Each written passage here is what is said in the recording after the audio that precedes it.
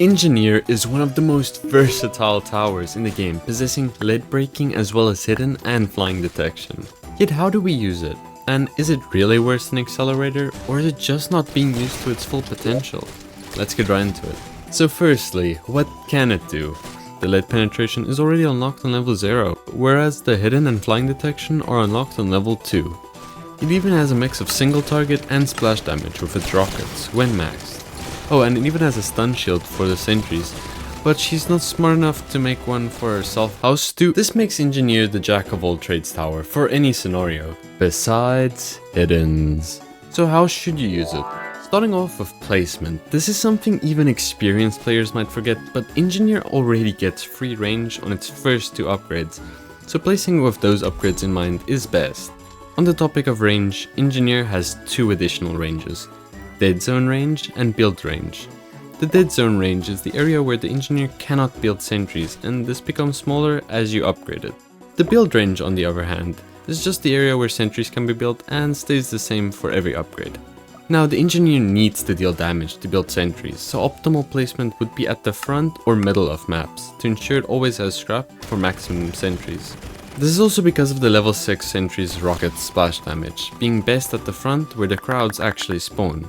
The Engineer has 20 range at max, and the sentries themselves have even more range, so don't worry about any specifics when placing it, especially with DJ, but we'll get to that later on. One thing to take note of is that Engineer sentries are unable to shoot hidden, so relying only on Engineer for hidden defense is not the best idea. Thus I recommend having other hidden DPS towers such as Accelerator. Next we have the best support towers for Engineer. When having to choose between Commander and DJ, DJ is strongly recommended, as the only part of the Engineer that benefits from Commander is Engineer herself and not her sentries. This might not sound all that bad, but the sentries make up for 85% of Engineer's damage when maxed. This results in Commander's effects being barely noticeable. The DJ, on the other hand, complements Engineer extremely well. It benefits the most out of the discount buff out of all the towers in the game, making using it practically a must. Without DJ, you'd be paying 52k for one max Engineer. However, with DJ's 20% discount buff, you'd save 10k. It also goes well with Engineer's range, as it gains basically full map range on the majority of curvy maps, with it increasing from an already good 20 range to 27. This makes worrying about placement not that big of an issue overall. So when playing matchmaking, I recommend equipping DJ to ensure you get those buffs. Following that, we have upgrade order. Here's the cost efficiency of every upgrade in terms of cost per DPS, so basically, the lower, the better. Do note level 2 does not increase damage and instead unlocks hidden and flying, so that's why it's the worst DPS cost wise. As we can see, the level 6 Engineer is the most cost efficient upgrade. It is likely even a bit better, considering the rocket damage of the sentries can deal multiple enemies at once. So when looking to get Engineers, it is statistically better to get a max Engineer 1 by 1, right? But no, going for multiple level 5s is probably the best option in my opinion. This is because it boosts your defense, making you cut down on wave times, opposed to saving for the final upgrade. Of course, you should aim to max when possible. Personally, I'd recommend getting at least 2 level 5 Engineers before starting to save for the max ones. Oh, and just a side note here, but setting your Engineer's targeting to strongest actually fills the Engineer's scrap meter faster, as it ensures maximum damage on each hit.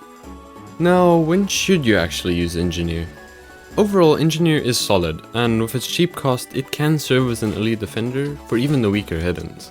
Now, there's an argument of whether Engineer or Accelerator is better than the other, and overall, Accelerator is the clear winner, at least in my opinion. With better DPS when using Commander, reliable hidden detection, and better cost efficiency, it seems like the clear winner.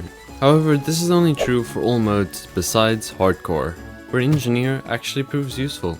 Though it's still not better than Accelerator in Hardcore, I'd say it's where Engineer is at its best, as it utilizes one of its rare properties, flying detection. But overall, I'd only recommend equipping Engineer if you already have Accelerator in your loadout. Expect Engineer to potentially be meta next update though, since chances are either Accelerator is gonna get nerfed or Engineer is gonna get a buff. I also did 2 test runs in Fallen mode, with both being at their best, and I found that Engineer does actually do better than Accelerator from wave 30 to 35, with its rockets probably dealing a ton of damage. However, it's on the important boss waves where Accelerator does actually do more damage, so do with that what you will. Maybe subscribe so I can one day get my own skin in TDS. This piece of art will surely motivate you. See you on the next one.